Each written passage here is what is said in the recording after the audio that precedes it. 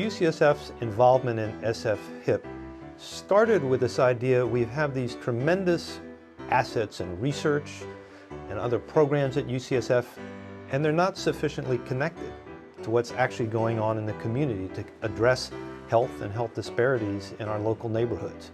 So that was the motivation, is how do we not just stay in the ivory tower, but how do we take these great strengths we have and apply them much more directly to the needs in our local communities. The San Francisco Health Improvement Partnership is a collective impact initiative that is made up of a number of folks from San Francisco representing many sectors: health, university, Department of Public Health, health equity councils, the school district, a number of partners that come together to improve the health of San Franciscans. I didn't really understand when I began with SF-HIP what its implications were, but I certainly know them now. And I feel that this is an opportunity to really influence decision makers. It's an opportunity to shift resources to be more targeted in areas that have been neglected or have been overlooked. And I think it's also an opportunity for us to keep our eye on the issue of health equity.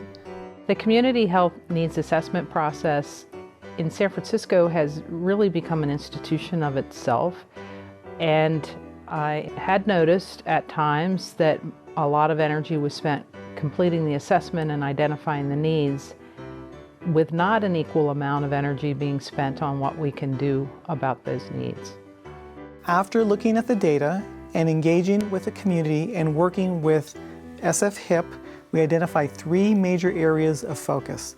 The first area of focus is on behavioral health. The second area of focus is on physical activity and nutrition. And the third area is on appropriate access to medical care. So sugary beverages is one example of where we've brought scientists, researchers at UCSF in much deeper partnership with both civic agencies and community groups. Another good example would be around children's oral health.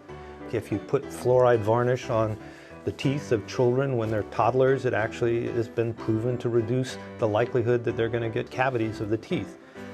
It's one thing to prove that in a research study. It's a much different thing to say, how do we actually get this done in every well child visit in primary care clinics throughout San Francisco, particularly those clinics serving less advantaged populations. I believe that together we can have a tremendous influence. By being able to articulate a vision of health for San Francisco, collectively our influence can have a big impact.